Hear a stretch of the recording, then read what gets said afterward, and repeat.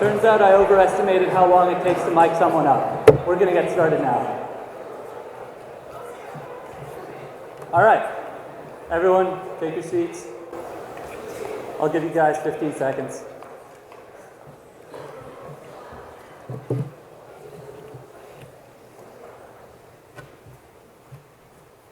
Alrighty, thank you all for joining us in spite of the cold. My name is Noel Pfeffer. I am the Executive Director of the Washington University Political Review. I want to start off just by thanking a couple people, and first off, Barb Ray, without whom this event would not have been possible. She turned it from a good idea to an exciting reality, so thank you so much, Barb.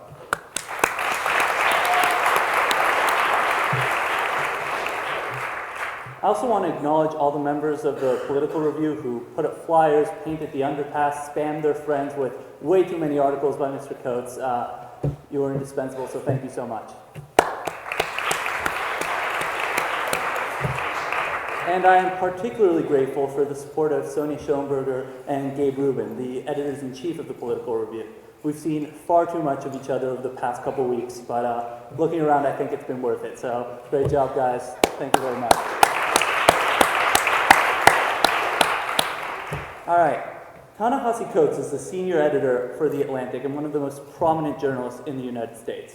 He's best known for his June 2014 cover story, The Case for Reparations, which explored the hidden and not so hidden systems of racial oppression at work in the United States. He did this through the microcosm of North Lawndale, a neighborhood on Chicago's west side. And Mr. Coates was actually awarded the Polk Award, one of journalism's most prestigious awards for The Case of Reparations, just a couple days ago. So let's give it up for Mr. Coates.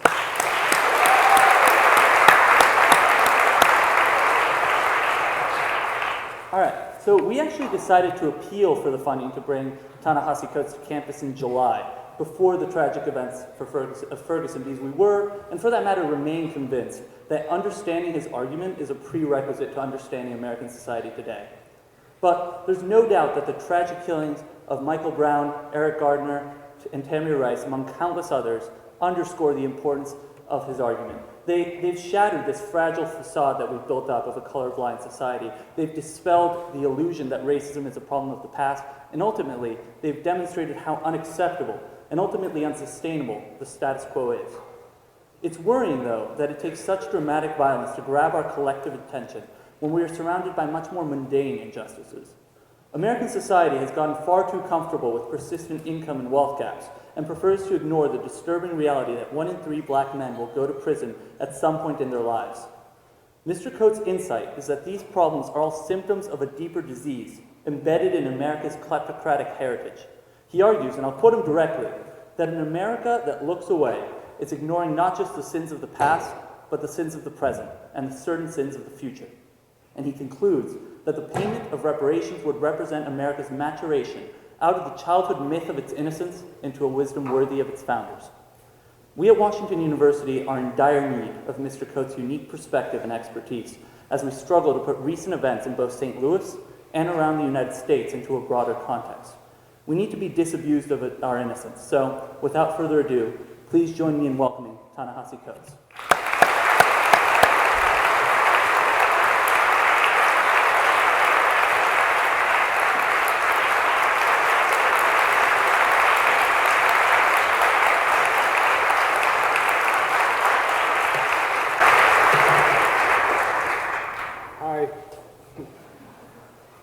Who's here from Ferguson? Raise your hand. One. Low high. Raise them high so I can see everybody. Okay. Front row. That's good. Okay. Keep it right there. Okay. Good. I have well, since last summer, when the Case for Reparations was published, I've been talking a lot about reparations. Talking a lot more than I'm used to talking publicly, frankly. Not sure how I feel about that yet, but be as it may, it is what it is. What I do is I usually have a standard set of notes that I go from. I almost never stand up and recite a speech. I try to do it extemporaneously so that every time somebody sees it, it's a little different. I've been at the Atlantic for about 7 years now, and one of the most interesting things is obviously I cover the force of racism and white supremacy in American history. And one of the most interesting things is we plan our articles way in advance, but we always, I always know that they'll be timely. And they'll be timely because there's a certain mathematics to white supremacy. And so when something like what happened down here in Ferguson happened, when something like what happened in New York with Eric Garner happens, when something like what happened in Cincinnati with Tamir Rice happens, when something happens like with the grandmother whose name is escaping me, and forgive me because there are just so many, but it was beaten on the side of the road in California and it was filmed. When something like that happens, when something like the murder of my friend Prince Jones, I'm going to talk about tonight, happens, we tend to think that this appears like out of the ether. And my argument, has long been that these sort of, seemingly spontaneous eruptions are in fact a part of the calculus of what America is. That there's no real split between the violence that you see when Michael Brown is gunned down in the street, when Eric Garner is choked to death, and the facts of what it means to live in this country, and in fact the two things are deeply tied. And I made that case in the case for reparations, and it was really one of the larger things I was trying to push. And in knowing that, I knew that the case for reparations would always be timely. It would always be timely. Anything I was going to write about racism in the magazine at the Atlantic would always be timely. I was away when Michael Brown happened, when Michael Brown was killed. And I came back, and there were a number of African-American journalists out there that covering it. But I had started a book before I was gone, pretty much as an emotional reaction to a lot of the issues that were coming up at that time around the case for reparations. And I came back to Michael Brown's murder. It's so sad how predictable these things are. And I was up with my son on the night of the indictment. And my son, just like he stayed up with me, he broke down crying. I did not break down crying because I've seen so many Michael Browns before. And I understand why folks might have been surprised or might not have been surprised and reacted with outrage nonetheless. But I don't have much outrage anymore, and I don't have much surprise left in me.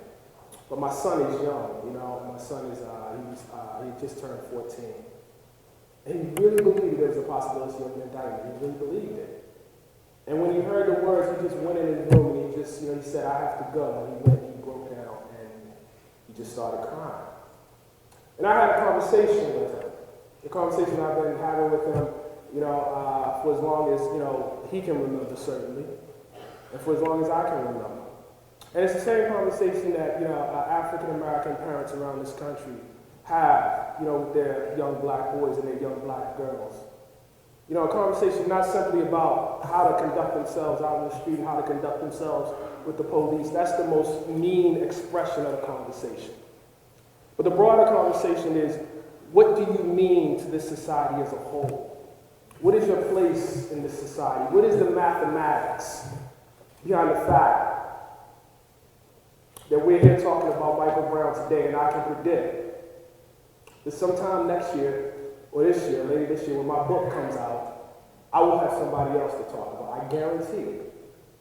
And the year after that, and the year after that, and the year after that, and the year after that, as long as the root mathematics are the same, anything I write about the force and the tragedy of white supremacy and racism in this country will always be timely. So I've been going around the country, mostly talking about reparations, but I was here, and so much of this book was inspired about what happened here. And so much of this book that is coming out in October was inspired by what's happening here. And I was sitting in a journalism workshop. I guess it wasn't a journalism workshop. I was sitting with some students who were interested in writing earlier today. And I decided to pull an audible, and I wanted to do something. I hope you guys will bear with me. I want to read from my forthcoming book, which is, in part, attempt to go beyond the case for reparations, but also, deeply interested in this question of what the hell are we supposed to say to our black children? What precisely are we supposed to say? I did a piece on Barack Obama after the indictment, and I think some of you might have saw that just chilling split screen when he's out, trying to talk to the country, and we see, what's popping off down here in Ferguson, and just the difference. You know, and there was some expectation that Barack Obama might say something more, that he might say something different. And you know, my angle is like, what is he supposed to say at this point? Is he supposed to talk about the racist housing policy, the guarantee that, you know, certain people would live certain places? Is he supposed to, you know, talk about, you know, the fact that, you know, there are whole governments, you know, in a place like Ferguson that are basically funded, you know, through plundering people, through ticketing, through fines, etc.? Is he supposed to say that? Is that what the country that elected him put him there to say? What would be the response to that? Given the response to what we saw to the relatively mild comments that the president made on those states. But that doesn't relieve us of the burden of the conversation that we have to have with our children. I first became aware of, I guess in a personal way, in a deeply personal way, you know, around the issues of African Americans and the police when I was 20 years old. Sorry, 25, forgive me. 25 years old. Dating it back, making myself younger than I actually am. I'm an old man standing up there. 25 is still too soon. When I was 25, my son had just been born. My son was a month old. And I had a friend who I went to Howard University with, and his name is Prince Jones. And Prince Jones was the child of a woman who had worked herself up from just dirt poverty down in Louisiana. She was, you know, intelligent, athlete, you know, became a radiologist, very, very prominent doctor. And she raised my friend Prince down in Texas. And Prince was smart, tall, beautiful man. He's about 6'4", built like Terrell Owens or something. You know, just a gorgeous, gorgeous man, you know. And deeply, deeply intelligent. He went to a magnet school in Texas, and what the magnet school did was it drew in theoretically the smartest kids who were interested in math and science. It's called TAMS. And Prince, for all of his 4 years, was the only black person there. And he was raised in those sort of environments, and a lot of the young people I met at Howard University, he came there looking for a different environment. And he was just the kindest person you'd ever want to meet. I know, you know, we always say this about people who, you know, meet their end, but he really, really was. Born again, just the exact opposite of everything that he was ultimately painted as when he died. Prince Jones had a baby with a young lady, and on a night in 2000, he was, I don't know how many people will know the geography of the DC area, so I'll try to spell this out. He was in a county called Prince George's County, which is roughly, you know, I guess to the east of the city, so kind of to the northeast, to the east of the city. And he was hanging out with some friends. And he was in a really, really nice Jeep. And what happened was there were two officers who were working undercover who thought that his Jeep matched the Jeep of someone that they were trying to pursue, and they thought it might be him. Now, Prince was 6'4", his hair was cut about as short as mine was. The guy they were chasing was about 5'9", and outweighed Prince by about 40 pounds and had much longer hair. But it didn't matter, they both were black and they both were men. The Prince George's County police followed my friend, Prince Jones, out of Prince George's County, out of their jurisdiction, through Washington, D.C., into another jurisdiction, and then into another jurisdiction out in Fairfax, Virginia. And out in Fairfax, Virginia, they got into an encounter that is so typical that, you know, we've seen repeated over and over throughout the years, and we will continue, you know, regrettably to see repeated, between the officer himself and my friend Prince Jones. The officer claims that this young man who had no criminal record, never, you know, was a college student at the time, attempted to kill him by backing his Jeep into the officer's vehicle. The officer killed Prince Jones right there, shot him 6 times in the back, within 300 feet of his fiancee's home. And nothing was done about it. Nothing was done about it. And when I first got the news that Prince had been killed, and, you know, it was, I was, you know, we get the papers, the Washington Post, and I was this young father, and I remember looking at the papers. And the first thing I noticed was that the Prince George's County police had killed somebody. Now, the Prince George's County police was some of the most brutal police in this country at that time. So the fact that they had killed somebody, you know, for no reason was not shocking me. And I just sort of glanced at it and looked away. And I was a young father, caught up in, the task of being a young father. And next day, I picked up the paper again, and I noticed that the person that they had killed was a Howard University student. And I thought, I wonder if I know him. And I put it aside again. And then the third day I picked it up, because this was ongoing news, I started it with my friend Prince Jones, and I saw his picture, bright as day, with his big, beautiful sarong on the cover of the Washington Post. And something broke inside of me that day that ain't never been set right. And I think it's one of the reasons why I lack the optimism that, so many black folks have, going through this country. Something broke in me because they killed my friend 2 jurisdictions away from their home jurisdiction. They killed my friend, born-again Christian, college student, Mr. Twice as good, Mr. Doing everything right, Mr. Being father to his child. And no one was punished for it. They put the officer right back out on the street. How do you live with that? How do you bring children into the world, knowing that could be your son? So, what I did was I wrote a book to try to get that straight. Because I think those issues remain. And I think that's the issue even in the wake of Michael Brown, even in the wake of Eric. I mean, kids saw that film of Eric Garner being choked to death. What are you supposed to tell your kid after that? This is not just a conversation about how do you act in relationship to the police, because the police represent the government, they represent the state, they represent the country. They're the point of the sword, but the person holding the sword is the state itself. It's the country.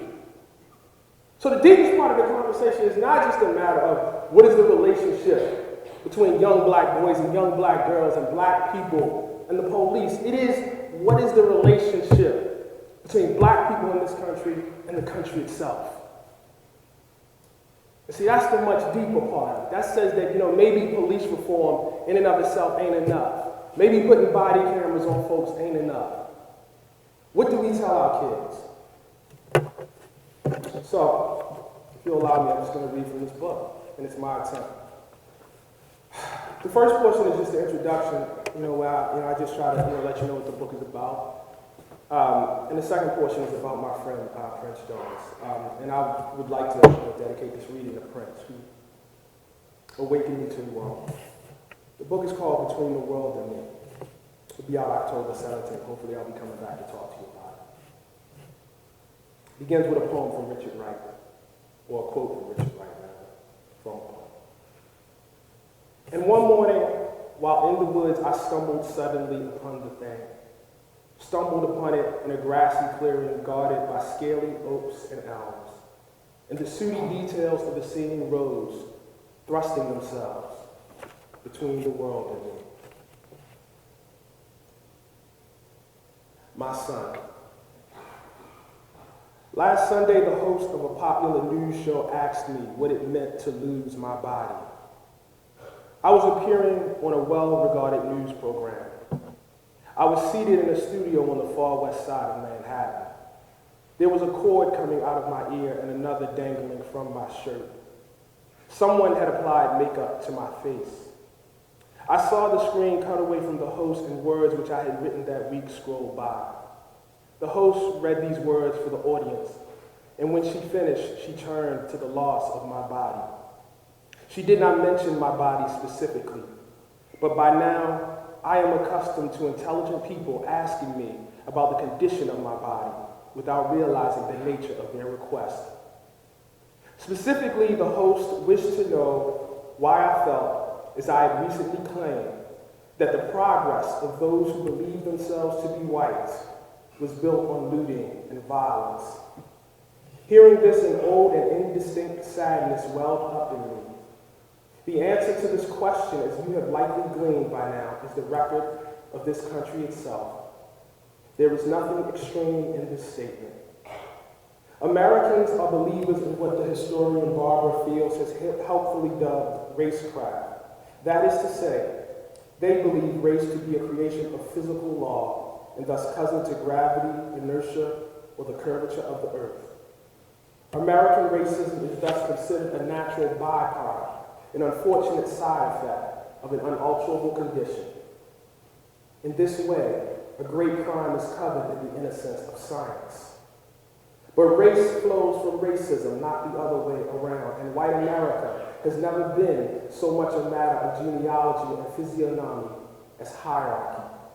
Difference in hue and hair is old, but the belief in the preeminence of hue and hair, the notion that these factors can correctly organize a society, that they grant deeper attributes which are indelible, this is the new idea at the heart of these new people who have been brought up hopelessly, tragically, deceitfully, to believe that they are white. These new people have not spread their new belief, nor achieved their new prominence through wine tastings and ice cream socials, but through the pillaging of life, labor, liberty, and land, through the flaying of backs, the chaining of limbs, the strangling of dissidents, the destruction of families, the rape of mothers, the sale of children, and various other acts meant first and foremost to deny you and I the right to secure and govern our own bodies. The new people are not original in this. Perhaps there is a great power whose elevation is exempt from the violent exploitation of other human bodies. If there is, I have yet to encounter it. But this banality of violence can never excuse America, because America makes no claim to the banal. Indeed, we believe ourselves to be uniquely called to the work of democracy, and thus large among all nations across time and space. We would do well to take these claims more seriously. And this is difficult because all around us there is an entire apparatus urging us to accept our world at face value and not to inquire too much. And so it is easy to look away, to think mainly of Pop-Tarts and Frosted Flakes, to obsess over Blu-rays and ski trips, to live among magnificent telephones and wondrous applications, and in so doing, ignore the great evil done in all of our names. But you and I have never truly had that luxury. I think you know. I write you in your 14th year.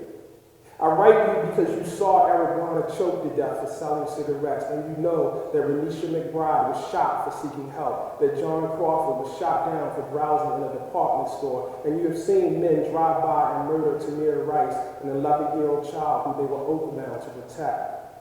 And you have seen these same men pummel someone's grandmother on the side of a thoroughfare. And you must know that the police departments of your country have been endowed with the power to destroy your body. It does not matter if the destruction of your body was an unfortunate overreaction. It does not matter that the destruction of your body originates in a misunderstanding. It does not matter if the destruction of your body springs from foolish policy. Sell cigarettes without proper authority, and your body can be destroyed. Resent the people trying to entrap your body, and it can be destroyed. Turn into a dark stairwell, and your body can be destroyed. The destroyers of your body will rarely be held accountable. Mostly they will receive pensions. And destruction is merely the superlative form of a dominion whose prerogatives include friskings, detainings, beatings, and humiliations. All of this is common to black people. All of this is old for black people. No one is held responsible. The body of Michael Brown was left in the middle of the street for 4 hours. It cannot be expected that anyone will be held responsible. And there is nothing uniquely evil in the destroyers of your body, for they are merely men enforcing the whims of your country and correctly interpreting its heritage and legacy. This legacy aims at the shackling of your body.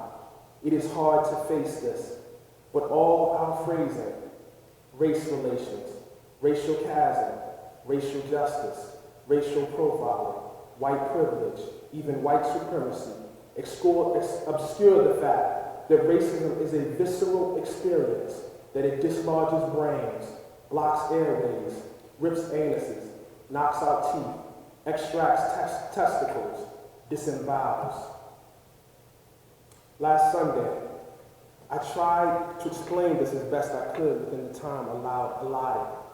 But at the end of the segment, the host flashed a much-dispensed picture of an 11-year-old black boy clutching the midriff of a white police officer, and then she asked me about hope. And I knew right then that I had failed.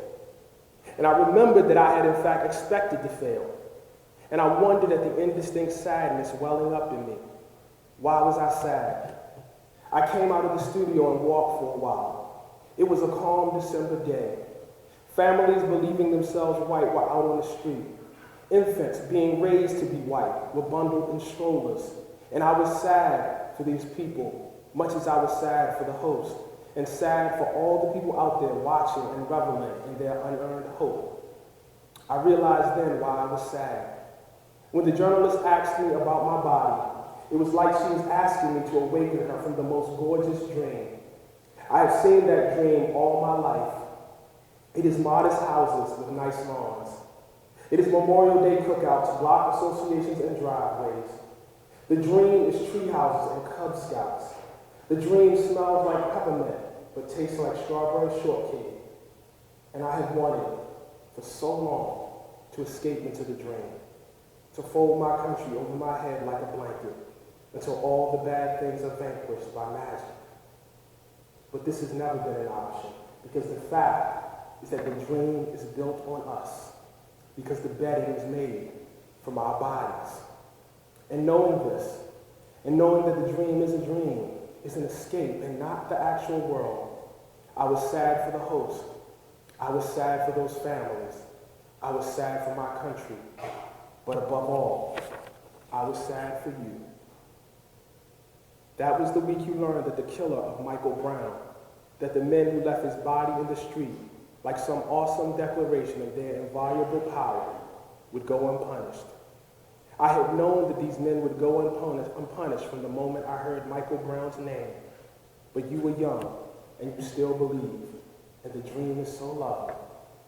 You stayed up waiting for the announcement of an indictment, and when there was none, you said, "I've got to go." And you went in your room, and I heard you crying. I came in 5 minutes after, and I did not hug you, and I did not comfort you, because I thought it would be wrong to comfort you. I did not tell you that it would be okay, because I have never believed it will be okay. What I told you is what your grandparents endeavored to tell me. I told you that this was your country, that this was your world, that this is your body, and you must find some way to live within this world, within that body.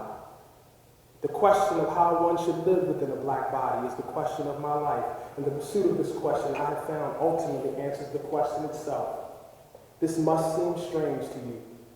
We live in a goals-oriented era. Our published vocabulary are full of hot takes, big ideas, actionable solutions, and grand theories of everything. But some time ago, I rejected magic in all its forms, and I accepted that I would die. This was not a retreat into cynicism. When I say that I accepted I would die, I mean that I was freed from any consideration of second lives and preordained justice. And in accepting the fact of my total end, I was free to truly consider how I wish to live. When I look back, I see that I have always been asking a profound version, perhaps the most profound version, of this question. How do I live free in this black body? It is profound because America fashions itself as the work of the divine, and the black body is the clearest evidence that it is the work of men. I have asked the question through my readings and writings, through the music of my youth, through arguments with your grandfather, with your mother, your Aunt Janae, and your Uncle Ben. I was asking it when I thought about you and the reasons I wanted you to be. The question is unanswerable, which is not to say it is futile. The greatest reward of this constant interrogation, of confrontation with the brutality of my country, is that it has freed me from the ghosts and myths and girded me against the sheer terror of disembodiment.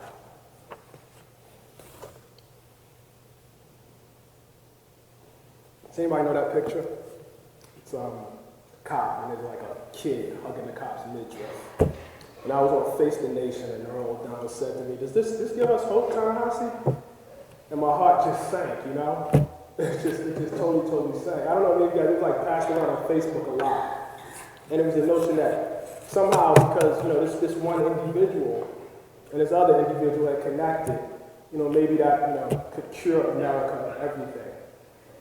And I think like this is like a common like misunderstanding about, you know, white supremacy and racism. People think like it's a matter of manners.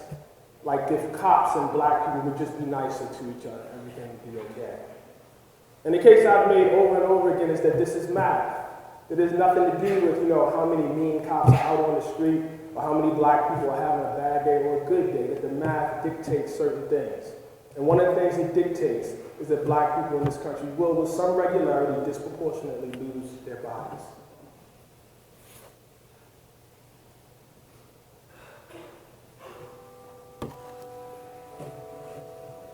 feel like the music behind me is so cold.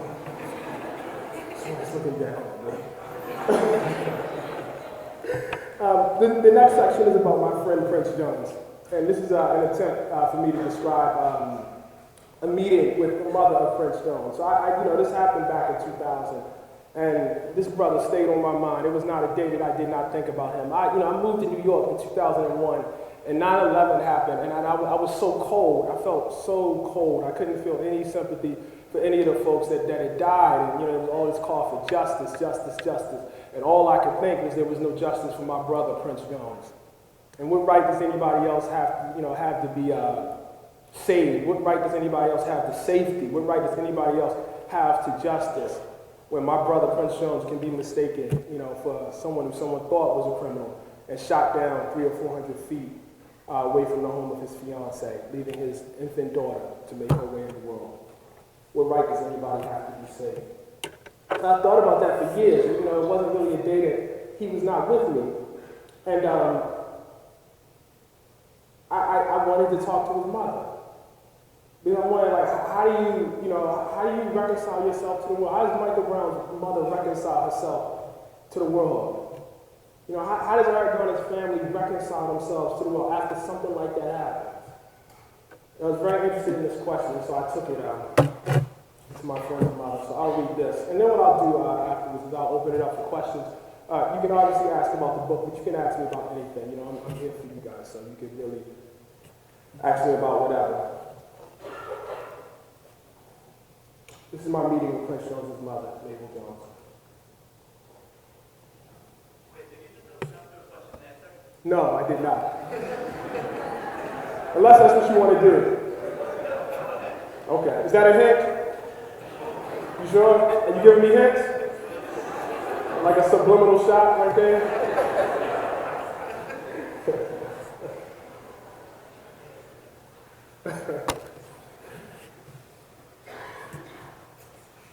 The right to capture our bodies is built on a foundation of phrenology, and is so ingrained that it is barely questioned. Even if the worst rendering of Michael Brown were true, the question behind the questions are never asked. Should assaulting an officer of the state be a capital offense, rendered without trial, with the officer as judge and executioner? Is that what we wish civilization to be? And all the time, the dreamers are torturing Muslims, and their drones are bombing wedding parties. And the dreamers are quoting Martin Luther King and exalting nonviolence for the weak and maximum guns for the strong. Each time a police officer engages us, death, injury, maiming is possible. It is not enough to say that this is true of anyone, or more true of criminals. The moment the officers began their pursuit of Prince Jones, his life was in danger. The dreamers accept this as the cost of doing business, accept our bodies as currency because it is their tradition. As slaves, we were their down payment. In redemption and reunion, we were their second mortgage. In the New Deal, we were their guest house, their finished basement. And today, with a sprawling prison system, which has turned the warehousing of black bodies into a job program and a lucrative investment for dreamers, today, when 8% of the world's prisoners are black men, our bodies have refinanced the dream of godhood. Black life is cheap. No. Black life is a natural resource which matters more than anyone wants to know. Black life is precious metal. It is the trove of gems, the cache of diamonds, the gold, the silver, which backs the dream of being white. In the years after Prince Jones died, I often thought of those who were left to make their lives in the shadow of his death. I thought of his fiancée, and I wondered what it meant to see their future life upended with no explanation. I wondered what she would tell his daughter, and I wondered how his daughter would imagine her father when she would miss him, how she would detail the loss. But mostly I wondered about Prince's mother, and the question I mostly asked myself was always the same. How could she live? I searched for her phone number online. I emailed her. She responded. Then I called and made an appointment to visit. I could not imagine how she lived, but living she was, just outside of Philadelphia in a small gated community of affluent homes. It was a rainy Tuesday when I arrived. I had taken the train in from New York and then picked up a rental car. I was thinking of Prince a lot in those months before. You, your mother, and I had just gone to homecoming at Howard, and so many of our friends were there, and Prince was not.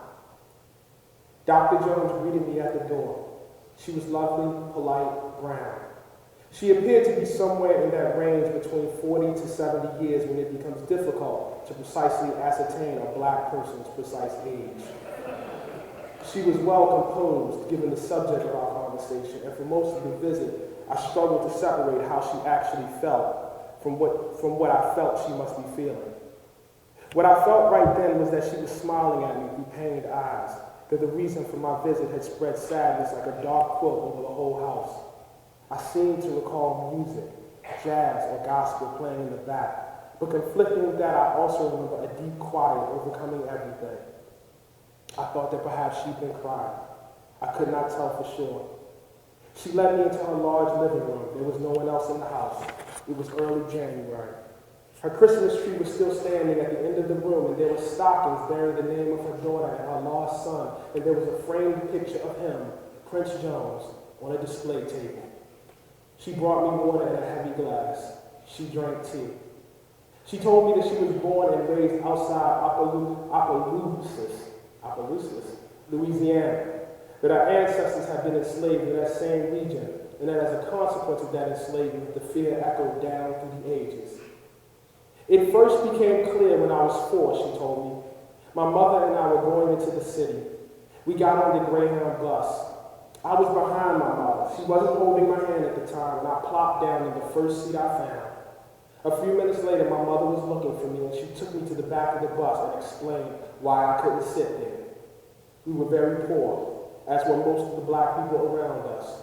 And most of the black people who I knew were poor, and also the images I had of white America were from going into the city and seeing who was behind the counter in the stores and seeing who my mother worked for. It became clear that there was a distance. This distance, this breach, this chasm, makes itself known to us in all kinds of ways. A little girl wanders home at age 7 after being teased in school and asks her parents, "Are we niggas? And what does this mean?" Sometimes it is subtle, the simple observation of who lives where and works what jobs and who does not. Sometimes it's all at once. I have never asked you how you personally became aware of this distance. Was it Mike Brown? I don't really think I want to know. But I know that it has happened to you already, that you have deduced that you are privileged and yet still different from other privileged children because you are the bearer of a body more fragile than any other in America. What I want you to know is that this is not your fault, even if it is ultimately your responsibility. It is your responsibility because you are surrounded by the sleepers, by the dreamers. It has nothing to do with how you wear your pants, nor how you style your hair. The breach is intentional. It is policy, as intentional as the forgetting which follows. The breach allows for the efficient sorting of the plundered from the plunderers, of the enslaved from the enslavers, of the sharecroppers from the landholders, of the cannibals from the food. Dr. Jones was reserved. She was what people once referred to as a lady, and in that sense she reminded me of my grandmother, who was a single mother in the projects, but always spoke as though she had nice things. And when Dr. Jones described her motive for escaping the dirt that marked the sharecropper life of her father and all the others around her, when she remembered herself saying, "I'm not going to live like this," I saw the iron in her eyes, and I remembered the iron in my grandmother's. You must only barely remember her by now. You were 6 when she died. I remember her, of course, but by the time I knew her exploits, how, for instance, she scrubbed white people's floors during the day and went to school at night, were legend. But I could still feel the power and rectitude which propelled her out of the projects and into home ownership. If I felt that my grandmother herself really was twice as good as them, and I did, sitting there, I felt Dr. Jones was, as the song goes, not a human being. When she was in 2nd grade, she and another girl made a pact that they would both become doctors, and Dr. Jones held up her end of the bargain. But first she integrated the high school in her town. At the beginning, she fought white children who insulted her. At the end, they voted her class president. She ran track. It was a great entree, she told me. but only so much. At football games, they cheer the star black running back. And when a black player or the other team got the ball, they'd yell, "Kill that nigga, kill that nigga." They would yell this sitting right next to you, as though you were not really there. She gave Bible recitations as a child and told the story of her recruitment into the business. Her mother took her to audition for the junior choir. Afterwards, the choir director said, "Honey, I think you should talk." She was laughing lightly now, not uproariously, still in control of her body. I felt that she was warming up. As she talked to the church, I thought of your grandfather, the one you knew, and how his first intellectual adventures were found in the recitation of Bible passages. I thought of your mother who did the same. And I thought of my own distance from an institution which has so often been the only support for our people. I often wonder if in that distance, in that breach, I've missed something, some notions of cosmic hope, some wisdom beyond my mean physical perceiving of the world, something beyond the body which I might have transmitted to you. I wondered this at that particular moment because something beyond anything I've ever understood drove Mabel Jones to an exceptional life. She went to college on a full scholarship. She went to med school at Louisiana State University. She served in the Navy. She took up radiology. She did not then know any other black radiologists. I assumed that this would have been hard on her, but she was insulted by the assumption. She could not acknowledge any discomfort, and she did not speak of herself as remarkable because it conceded too much, because it sanctified tribal expectation, when the only expectation that mattered should be an assessment rooted in who Mabel Jones was. And by those lights, there was nothing surprising in her success, because Mabel Jones was always pedal to the floor, not over or around, but through, and if she was going to do it, it must be done to death. Her disposition towards life was an elite athlete who knows the opponent is dirty and the refs are on the tape, but also knows the championship is just one game away. She called her son, Prince Jones, Rocky, in honor of her grandfather. I asked about his childhood because the fact is that I had not known Prince all that well. He was among the people who I was happy to see at a party, who I would describe to a friend as a good brother, though I could not really account for his comings and goings. So she sketched him for me so that I might better understand. She said that he once hammered a nail into an electrical socket and shorted out the whole house. She said that he once dressed himself in a suit and tie and got down on one knee and sung 3 times a lady to her. She said that he'd gone to private school his entire life, schools filled with nothing but dreamers, but he'd made friends wherever he went, in Louisiana and later in Texas. I asked her how his friends' parents treated her. By then, I was chief of radiology at the local hospital, she said, and so they treated me with respect. She said this with no love in her eye, coldly, as though she were explaining a mathematical function, which is exactly what she was doing. Like his mother, Prince was smart. In high school, he was admitted to a Texas magnet school for math and science where students acquire college credit. Despite the school drawing from a state with roughly the same population as Angola, Australia, or Afghanistan, Prince was the only black child there. I asked Dr. Jones if she wanted him to go to Howard. She smiled and said, no. Then she added, it's so nice to be able to talk about this.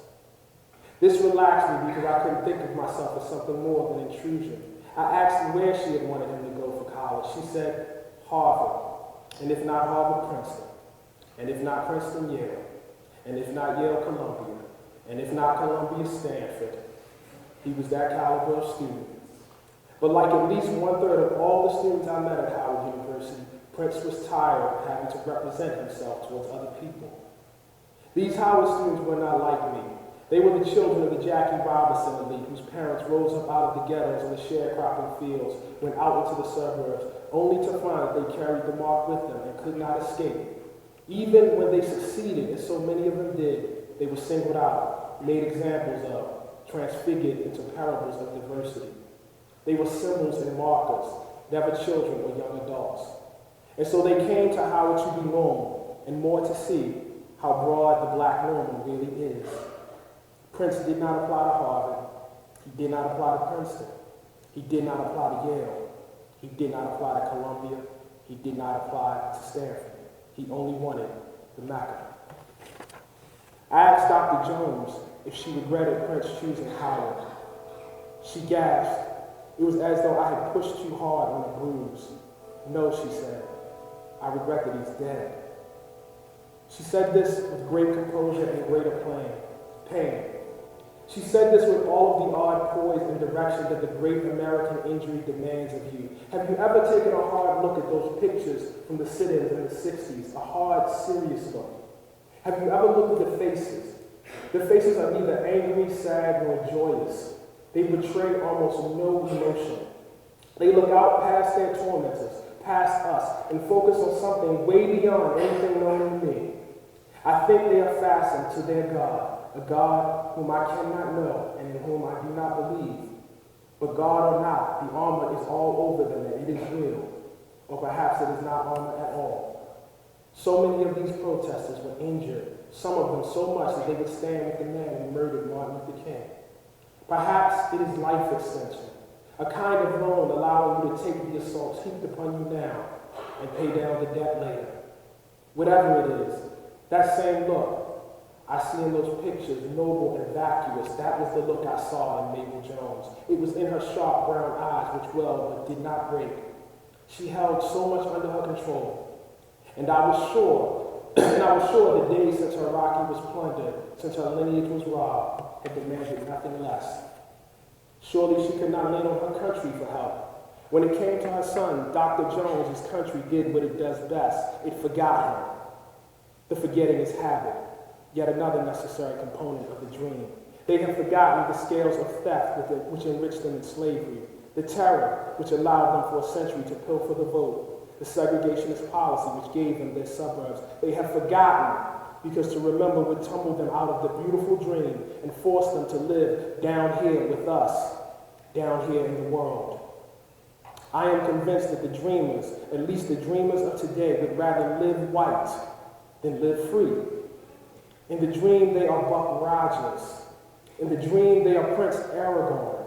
In the dream, they are an entire race of Skywalkers.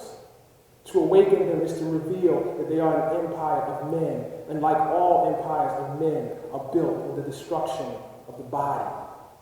It is to strain their nobility, to make them vulnerable, fallible, breakable humans. Dr. Jones was asleep when the phone rang. It was 5 a.m., and on the phone was a detective telling her that she should drive to Washington, D.C. Rocky was in the hospital. Rocky had been shot. She drove with her daughter. She was sure he was still alive. She paused several times as she explained this. She went directly to the ICU. Rocky was not there. A group of men with authority, doctors, lawyers, detectives perhaps, took her into a room and told her that he was gone. She paused. She did not cry. Composure was too important now. It was unlike anything I had felt before, she told me. It was extremely physically painful. So much so that whenever a thought of him would come to mind, all I could do was pray and ask for mercy. I thought I was going to lose my mind and go crazy. I felt sick. I felt like I was dying. I asked if she expected that the police officer who shot Prince Jones would be charged. She said, yes. Her voice was a cocktail of emotions. She spoke like an American, with the same expectations of fairness, even fairness belated in the grudge that she took into medical school all those days ago. And she spoke like a black woman, with all the pain that undercuts those exact feelings. I now wondered about her daughter who'd been recently married. There was a picture on display of this daughter and her new husband. She was not optimistic. She was intensely worried about her daughter bringing a son into this American galaxy because she could not save him, because she could not secure his body from the ritual violence which claimed her son. She compared America to Rome. She said she thought the glory days of this country had long passed, and even those glory days were sullied. They had been built on the bodies of others. And we can't get the message, she said. We don't understand that we are embracing our deaths. I asked Dr. Jones if her mother was still alive. She told me her mother passed away in 2002 at the age of 89. I asked Dr. Jones how her mother had taken Prince's death, and her voice retreated into an almost whisper, and Dr. Jones said to me, "I don't know that she did." She alluded to 12 years of slavery.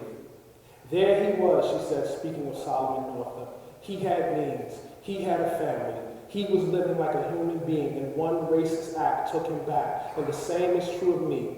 I spent years developing a career, acquiring assets, engaging responsibility, and one racist act. It's all it takes. And then she talked again of all that she had through great industry, through grinding labor acquired in the long journey out of poverty. She spoke of how her children had been raised in the lap of luxury, annual ski trips, jaunts off to Europe. She said that when her daughter was studying Shakespeare in high school, she took her to England. And when her daughter got her license at 16, a Mazda 626 was waiting in the front. I sensed some connection of this desire to give and the raw poverty of her youth. I sensed that it was as much for her as for her children. She said that Prince had never taken to material things. He loved to read. He loved to travel. But when he turned 23, she bought him a Jeep. She had a huge purple bow put on. She told me that she could still see him there looking at the Jeep and simply saying, "Thank you, Mom." And without interruption, she added, "And that was the Jeep he was killed in." After I left, I sat in the car, idle for a few minutes. I thought of all that Prince's mother had invested in him and all that was lost. I thought of the loneliness which sent him to Howard University, and how we could not save him, how we ultimately cannot save ourselves. I thought back on the sit-ins, the protesters with their stoic faces, the ones I'd once scorned for hurling their bodies at the worst things in life. Perhaps they knew something terrible about the world. Perhaps they so willingly parted with their security and the sanctity of the black body because neither security nor sanctity existed in the first place. And all those old photographs from the 1960s, all those films which I beheld of black people prostrate before clubs and dogs were not simply shameful, indeed were not shameful at all. They were just true. We are captured, brother, surrounded by the democratic bandits of America. And this has happened here in our own home. And the terrible truth is we cannot make our escape on our own. Perhaps that is the hope of the movement, to awaken the dreamers, to rouse them to the facts of what their painful need to be white, to be immortal, has done to the world. But you cannot arrange your life around the unlikely event of the dreamers coming into consciousness. Our moment is too brief. Our bodies are too precious. And you are here now, and you must live. And there is so much out there for you to live for, not just in someone else's country, but in your own home. The warmth of dark energies which drew me to Howard, which drew out Prince Jones, the warmth of our particular world is beautiful, no matter how brief and breakable. I think of our trip down to homecoming. I think back to the warm blast rolling over us. We were at the football game. We were sitting in the bleachers with old friends and their children caring neither for fumbles nor first downs. I remember looking toward the goalpost and watching a pack of alumni cheerleaders so enamored with Howard University that they donned their old colors, taking their uniforms out just a little. I remember them dancing. They'd shake, freeze, shake again, and when the crowd yelled, "Do it, do it, do it," a black woman, 2 rows in front of me, in her tightest jeans, stood and shook as though she was not somebody's mom, and the past 20 years had barely been a week.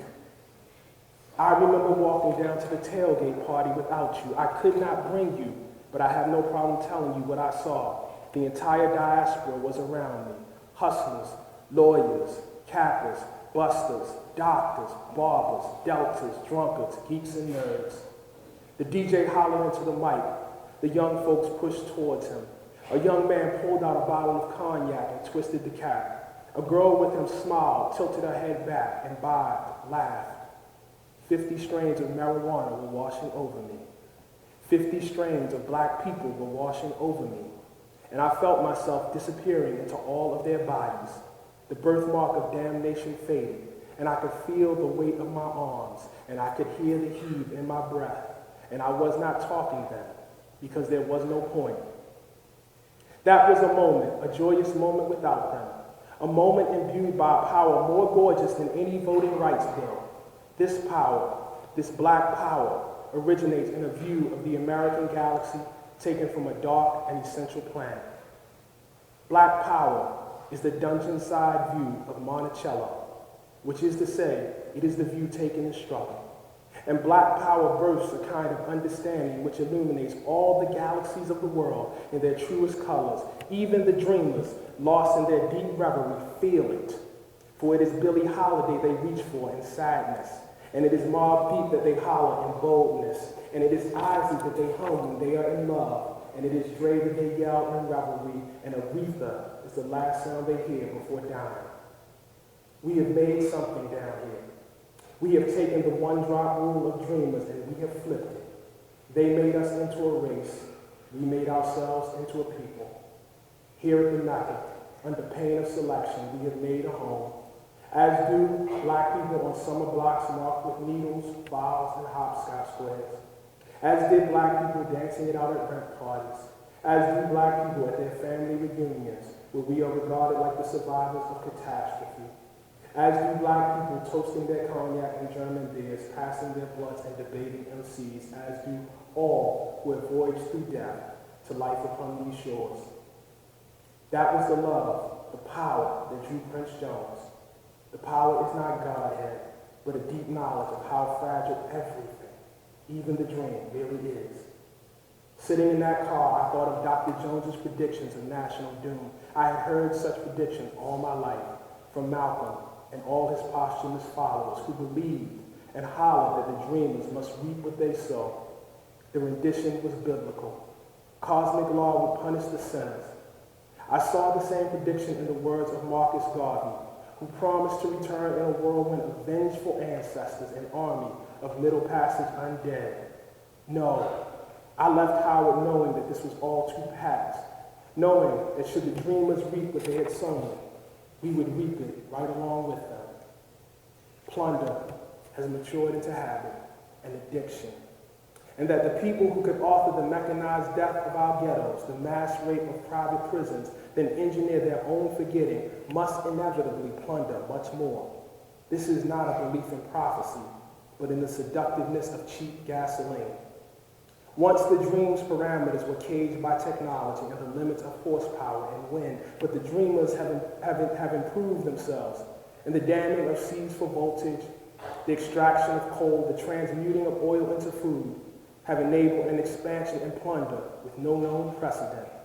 And this revolution has freed the dreamers not just to plunder the bodies of humans, but the body of the earth itself. The earth is not our creation. It has no respect for us. It has no use for us. And its vengeance is not the fire in the cities, but the fire in the sky. Something more fierce than Marcus Garvey is riding in on the whirlwind. Something more awful than all of our African ancestors is presently rising with the seas. The two phenomena are known to each other. It was the cotton that passed through our chained hands which inaugurated this industrial age. It is the flight from us that sent them sprawling into the subdivided woods, and the method of transport through these new subdivisions across the sprawl is the automobile, the noose around the neck of the earth, and ultimately the dreamers themselves. I drove away from the house of Mabel Jones thinking of all of this. I drove away, as always, thinking of you.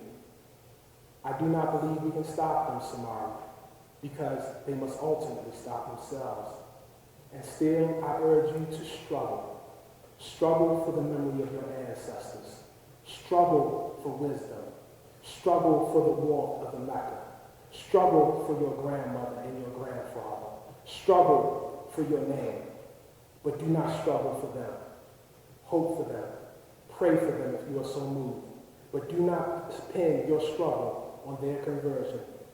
The dreamers will have to learn to struggle themselves, to understand that the field for their dream, the stage where they have painted themselves white, is a deathbed. Self-deception has matured into habit. It is the same habit that endangers the planet, the same habit which sees our bodies stowed away in prisons and ghettos. I saw these ghettos driving back from Dr. Jones's home. They were the same ghettos I had seen in Chicago all those years ago. The same ghettos where Michael Brown was killed. The same ghettos where my mother was raised. The same ghettos where my father was raised. Through the windshield, I saw the mark of these ghettos, the abundance of beauty shops, the churches, the liquor stores, and housing, and I felt the old fear. Through the windshield, I saw the rain coming down in sheets. Thank you.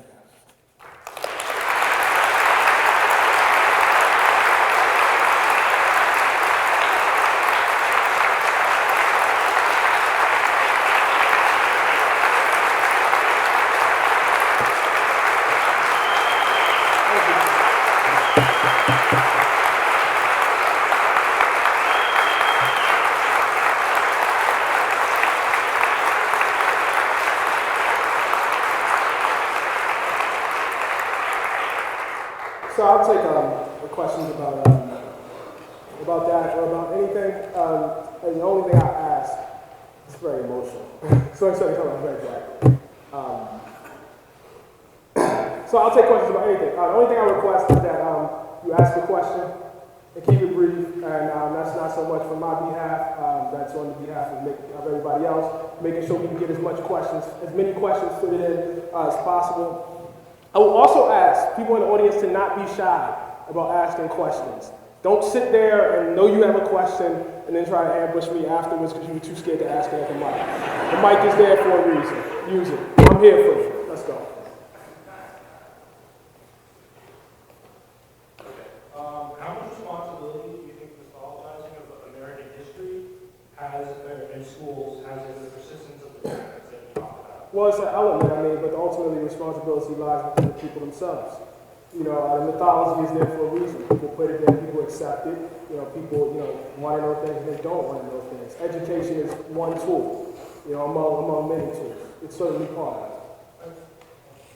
it. Hi. I've always been interested in how one can engage the disengaged. So what methods do you use to fight complacency within the population? I'm totally the wrong person to ask that. I at the end of this piece, and this is what I tell my son, struggle for yourself. I have no idea how you engage the disengaged. I'm a writer. My job is to write what I believe in the most forceful way I possibly can. If that engages disengaged people, I'm happy about that. But I don't really know how you wake somebody up that don't want to be waking up. You know what I mean? Like, you got to be open to that possibility. There is a percentage of this country that just don't want to wake up. You have to accept that. I think within, and I don't know if this comes from like an ancient sort of, liberal view, from liberal politics, the idea is that, well, they just don't know. There's some people that don't know. True. But there's a lot of people that don't want to know, that actively don't want to know. And I think we waste a lot of breath and a lot of energy and a lot of years of our lives speaking honestly to people who are not speaking honestly back to us.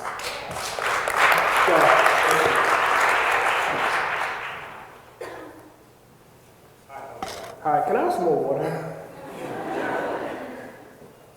I think in the modern liberal movement has turned religion, has kind of been opposed to religion lately. I think it's kind of where it's going. Maybe references to faith or lack thereof. But obviously during the civil rights movement, the church community was critical to the success of our forefathers. So I'm curious what you think the role of religion should be or will be for Black people over the next 100 years as we continue to fight oppression. Well, I don't know what it should be, and I don't know what it will be, but I think, you take the tools that you have and you go fight. And in this country, obviously not just during the 1960s, but, during the civil rights movement, during abolition, Christianity was one of those tools that Black people used, to fight with. Malcolm X in the 60s used Islam, to wage, a similar battle. I am an atheist myself. I am agnostic about the use of religion, if that makes sense, as an organizing principle. I'm not against it. I'm for whatever works. It's not my faith, but I'm not, particularly militant about it.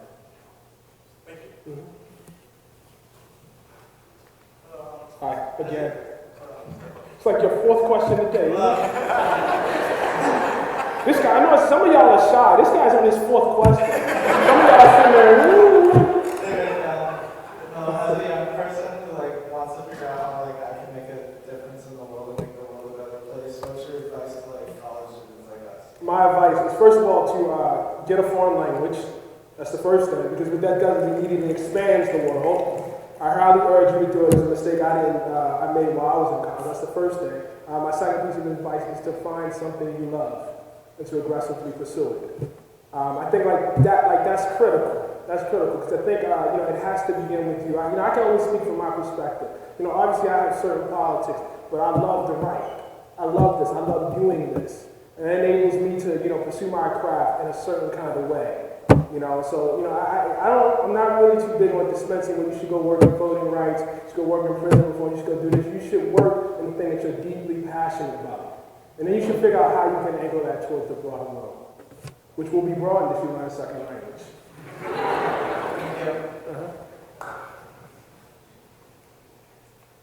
My question was about the idea of collective harm that happened. Actually was at our group that shows us still as well. I remember that feeling. Right. And I'm thinking about the community here and how, like you don't have to be a family member that have really felt that pain.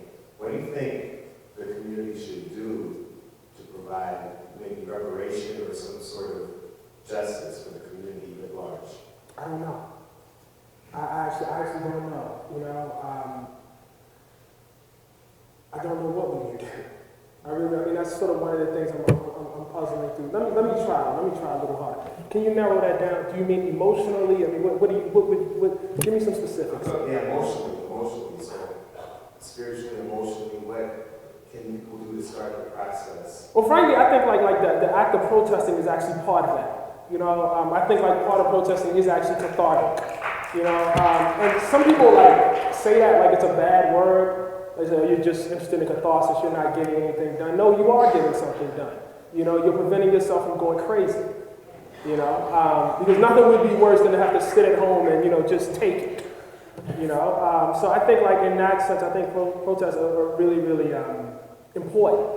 I think it's, important to stand up and say, not in my name.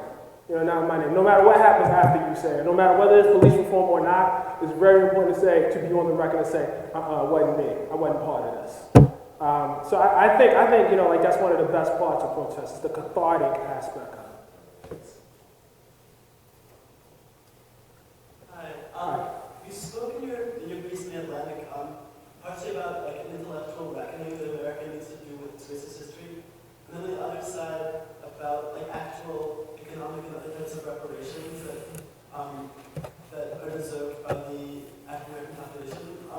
Which one of those two things, or what sort of combination of those, is like the real response that you're hoping to get from, your life work? Well, it's not a matter. One won't come without the other.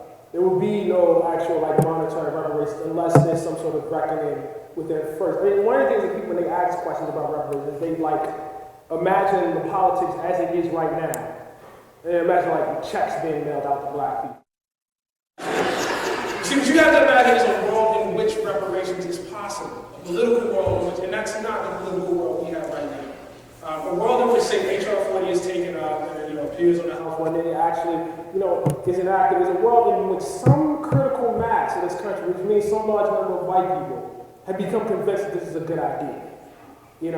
That's not the politics that we have right now. That's just not. I think there's a substantive amount of the work in terms of what's under our control, and I'm not convinced that it's all under our control. Really should be directed there. There will be no reparations unless that other thing happens first. You can't have, unless you can reconcile yourself to history. There'll be no reparations. Most people in this country don't think black people are owed anything.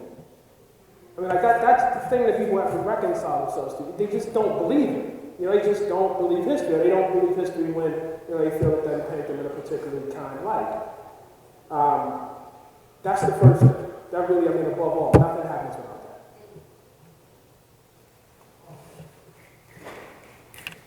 that. Y'all can snap. So I am at the law school, and the question I struggle with every day is how much of this can be fixed by laws? How much of this is a legal problem, and how much is is so far beyond that. So I'd be curious what you have to say. I think it's beyond a legal problem.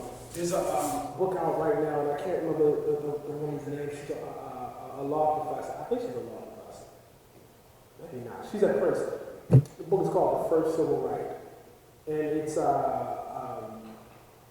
about how much of the violence that America routinely practiced against African American bodies, and how much of that violence has effectively been incorporated within the state under mass incarceration. Which is, legal violence. I mean, it really, really is. I mean, we accept that. We accept that, the state has a monopoly. But understand that when somebody talks about mass incarceration, what they're talking about is some ungodly number of black men, being committed to institutionalized violence, being subject, with some regularity to battery, assault, being subject with some regularity to rape and sexual assault. That's just true, and it's legal. It's illegal, so I think it actually is way, way beyond the laws. I think it's at the heart of the country itself. I know I already asked my question, but so what role does lawmaking have to play in changing that, though, making those things no longer? Well, I mean, obviously laws have to change, right? Like somebody, but why do those laws come to be in the first place? You know what I mean? So you can, it's one thing to identify why I wish the laws were different, but why are those laws that way? What, for instance? How can it be that from the 1970s to, say, 2000, right, crime went up, crime went down, and mass incarceration went like that? What is that? I mean, maybe we should have adopted different laws, but why did we have that specific response? I mean, that's the harder thing to get at. Why did we actually have that response? So obviously the laws do need to change. I mean, I think, we agreed on that. But that leaves the question unanswered of why laws are there in the first place. And I think that's the thing to grapple with. And my answer to that is that this is a country in which white supremacy has, for the lion's share of its history, been an extremely influential force. And unlike most people in American life, I don't believe that ended in 1968. 2 more questions. Sure.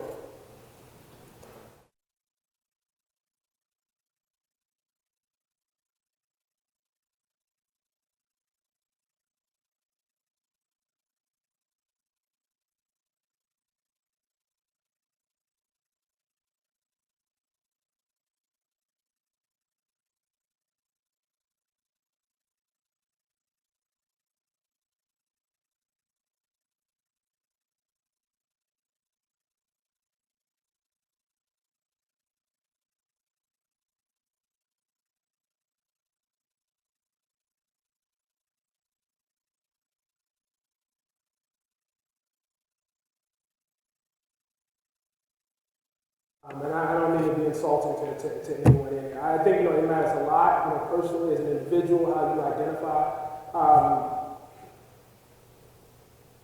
There is no increase in racial mixing in America. And that is because race itself, as a category, is not a fixed thing.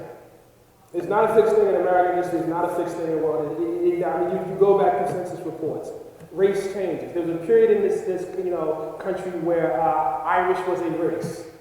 There are places in the world and times in history where, say, a marriage between a German and a Jew was an interracial marriage. This is something we wouldn't say today. Where we draw the line in terms of what is black, has changed over the years and will continue to change. It has nothing to do with any sort of official idea of what was black. Frederick Douglass's dad was white. He was black, right? Booker T. Washington's dad was white. He was black. Malcolm X's grandfather was white. Why was he black? You understand what I'm saying? If you remove people with white ancestry and try to derive some sort of pure black category, you will end up with probably about 20% of the black population in America, if not something small. So that's not to trivialize. It's not to trivialize how folks identify. But the problem in America, the problem has never been one of identification. The problem is racism. And racism does not care which box you check. There's no interest in that at all. You can identify however you want. You should. People should. I'm deeply support. But that doesn't mean that when that cop looks at you and sees you walking down the street, he's going to respect what box you check. There was a case, and I'm trying to think of where it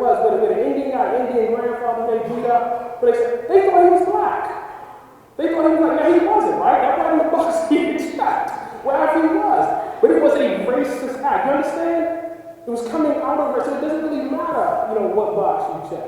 It's like after 9/11. Folks went around, they thought, Muslims did this, so they was going to go, shoot some Muslims. And they wound up shooting Sikhs.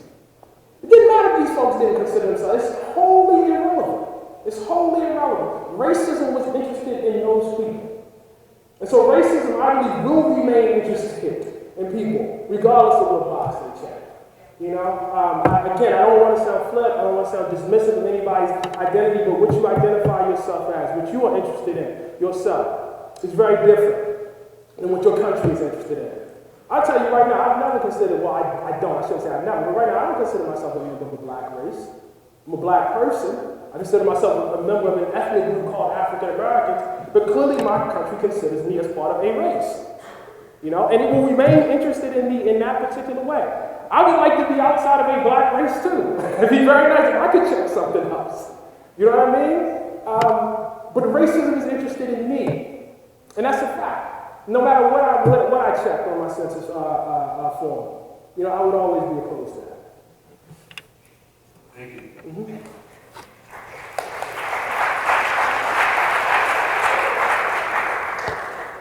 So back in October, when Can I take a few more? I feel like I got a bunch of these.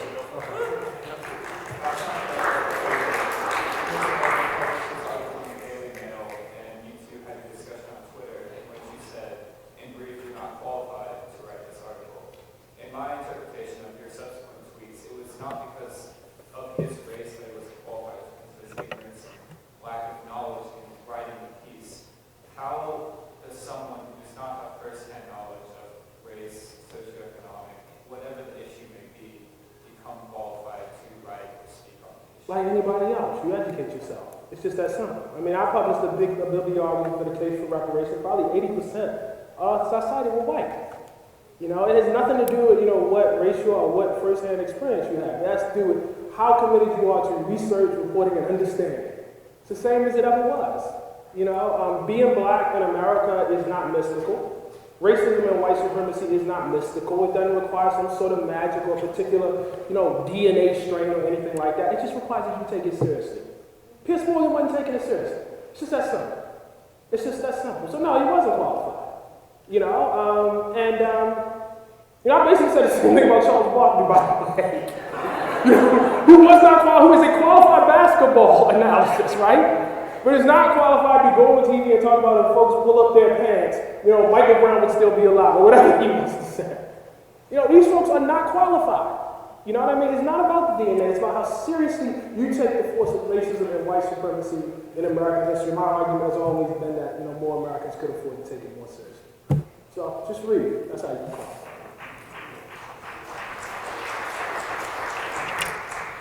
Hi, so I sort of have two questions. So one, you mentioned something about how you used to scorn protesters, and that's intriguing. That kind of speaks to transformation. Did come up elsewhere in your talk. So I'll lay that out first and then ask the second one after. Okay. So what that refers back to, there's an earlier section in the book where I talk about the 1960s. And when I was a kid, first thing to understand is I was pretty much raised under black nationalism, right? Because I was a strong Malcolm person and not a really big Martin Luther King person. And, jeez, every February they would just show us these films of these black people in Mississippi getting their head kicked in. And it was like, that's what February was. Watch your butt get kicked month. I mean, that's really what it was. And then on top of that, I was living in West Baltimore in the 1980s, and they would talk about nonviolence, but there was no application for nonviolence anywhere. And where there was nothing nonviolent about West Baltimore. Nothing. There was no ability to practice it in your life. It had no meaning. And not only that, if you knew anything about America, America was not nonviolent. There was nothing nonviolent about America. And you just knew that. It was clearly obvious. The cops were not nonviolent. The army was not nonviolent. I mean, in many ways, America extolled violence. You know what I mean? So it was this sort of, what? And there's an argument to be made about, the morality of nonviolence and the sort of bigger statement, but when you're 12 years old, why are your heroes nonviolent and everybody else is ain't? What's that about? What's that about? And that's, beyond the issue of whether, nonviolence is substantive. I mean, I got on this when people were talking about this down in Ferguson. And it's like, listen, there's a good reason for protesters down here to remain nonviolent, right? The reason is not because some agent or representative of the American state urges you to be nonviolent. That's never the reason. That's never the reason. A government premised on violence that would not be here if not for the destruction of black bodies has no authority to talk to black people about how they handle their issues. It has power. You understand what I'm saying? It certainly has power, so maybe you shouldn't be violent because they got more guns than you. You know what I mean? Or maybe you should be nonviolent because of your own moral reason. And that's real. That's real. That's a real thing. But there's no moral argument that, God bless him, is going to come from the President of the United States to be nonviolent as he authorizes the bombing of communities over. It just can't work. It just can't work. That cannot be the moral thing. And I don't think I'm out of place saying that, because I think Martin Luther King, not would say, but did say the same thing in his own Vietnam speech. You know what I mean? If you go back and read, that's exactly what he's saying. It's exactly what he's saying. So that people in this world, as James Baldwin said, who don't so much believe in nonviolence as they believe in nonviolence for Negroes. The same people who urge you to be nonviolent in Ferguson will be talking about Clive and Bundy and his, how his rights are being violated, while people point guns at federal agents. So, my only claim is, if you're going to believe in nonviolence, be like King was. Be consistent about it. If you're going to talk about nonviolence down here in Ferguson, talk about nonviolence with the drones flying over Gilman also. Talk about it in the same sort of way. Don't just teach nonviolence to us, Mention like racism when it's only like blacks can't have that natural difference. Yeah. Cool. The second question was, I'm a social work student. There are a couple of us here in the room, and so I appreciate your pessimism. You're not fooling anyone or yourself. What do you have to say about working within the nonprofit industrial complex and in a system that's embedded with white supremacy and having to deal with, especially here in San Luis, that doesn't have, like I talked to professors, how there isn't a lot of, in Chicago, a lot of progressive community organizing, organizations. I mean, there's OBS and certain things, but it doesn't have that history that some other cities have regarding old-time progressive community organizations. And so you have a lot of traditional. Yeah. Sorry. That's the question. Basically, how do you feel about working with the system, social workers, etc.? Necessary. It's necessary. I work within the system too. It's necessary. That's our last question. How about you? We'll stop at you right there. Okay, 2 more. So my question is, my question is, what do you think about Black feminism and the help or hurt in Black feminism? I think any sort of movement that is about, the control and respect of your individual body, which I think is, the ultimate question when you're talking about feminism, when you're talking about women, can only help. I think the control of the individual body is like the key issue. I think we kind of get lost in this. We use these terms again, it's actually not much different than what I'm talking about here. We use terms like, pro-life and pro-choice. No, what you're ultimately talking about is whether I will have, responsibility and ownership over my body or not. We talk about, rape and sexual assault, and all that stuff coming regrettably out of, UVA kids. That's what we're ultimately talking about. How are you going to ensure the security of my body? So, I should have just been provocative and said, no, I think it hurts. That's what I should have said. But obviously it helps.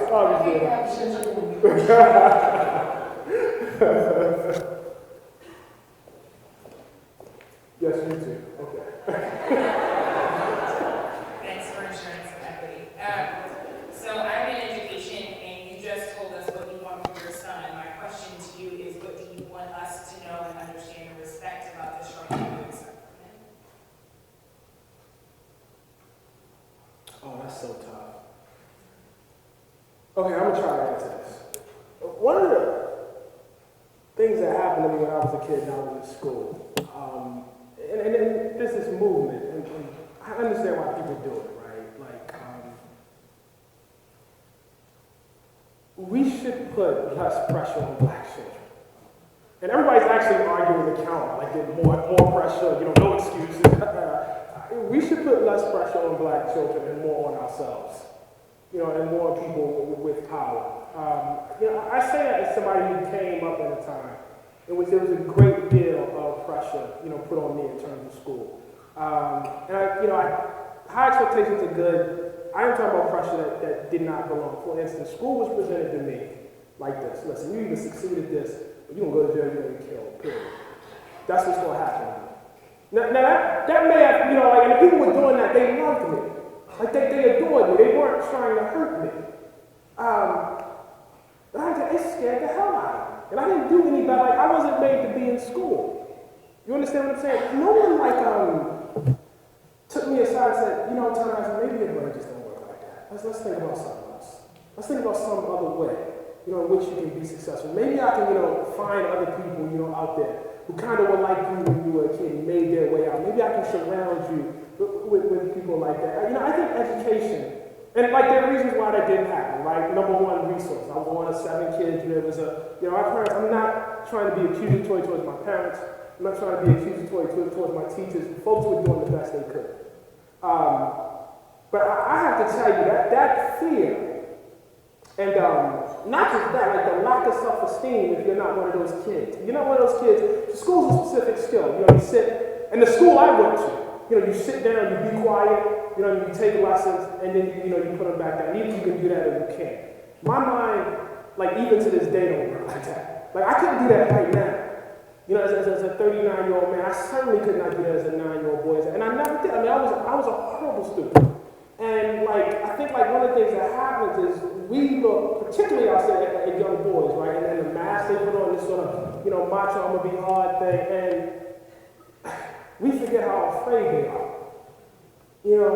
Many times these kids are, in school, and I don't know if it's for the school where you teach, where you're an educator at, but many times, I know in my case, I was going to a school that had a level of violence that people cannot, even comprehend, in most of America. And so 1/3 of my brain was occupied, with the security of my body. And only 2/3 of that was occupied with school. So, there's a lot of conversation about putting pressure on kids and doing this. And when the people that had the least amount of power in this situation, and I just think, God, it's tough. It's tough because everything I'm telling you, is connected to something else, right? It's not like individually education can deal with this, but I'm gonna tell you that sort of, no excuses mindset, which I'm a veteran of. There's another side to it, and the other side of it is if you are not good at that, you will spend years trying to repair your self-esteem after being a failure within school, as I was. And people tell you you're gonna be nothing enough times, and you'll start to believe it. So I don't know that helps. Mm-hmm.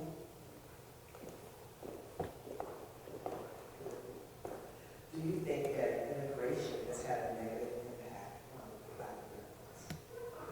No. I don't think there was any other option. I don't think there was any other realistic option. Well, first of all, you have to define what we were, right, before immigration. And what we were was not simply a community that lived separate from white people. What segregation means is not just that you live in your own neighborhood. It means that if you were in the South in the 1960s, you lived in your own neighborhood, and not only that, your right to vote was regularly plundered. It meant that if you decided to move into another neighborhood, somebody might kill you. It meant that if you were in Chicago and you decided that you wanted to move out of the ghetto and live somewhere where there was better housing, somebody might set a bomb at your door. It meant that, through that plundering of the vote, that effectively your tax dollars went to support a system that was quote-unquote separate but equal. But what that means is an entire university system, say in a place like Mississippi, erected with your tax dollars that you can't utilize.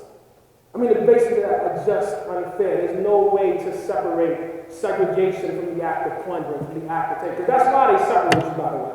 They separate you to know who to rob. And that's the foundation of it. And so, no, I can't say we were better. I think the problem was in thinking of segregation simply as separation and missing the point of robbery. And thus not understanding how robbery can be reified. And even after certain laws are passed, robberies can continue and can go on. I think that was the mistake. Malcolm was he was so critical of this and he could see it. You know, this idea that you're just going to move next to these people and everything's going to be okay. You know, and I think maybe some of us, you know, put too much faith in that. You know, and some of us, you know, who did not, you know, put faith in it, you know, allowed or, you know, saw a situation in which that sort of rhetoric, the rhetoric merely of diversity, co-opted, you know, something that was a much, much more fundamental problem. So, you know, I don't know that, you know, we're any worse off, you know, because of integration. I don't know that there was any other option. What we are worse off for is the fact that the problem is not being dealt with. I think that's the crucial issue. Thank you, guys. Thank you so much.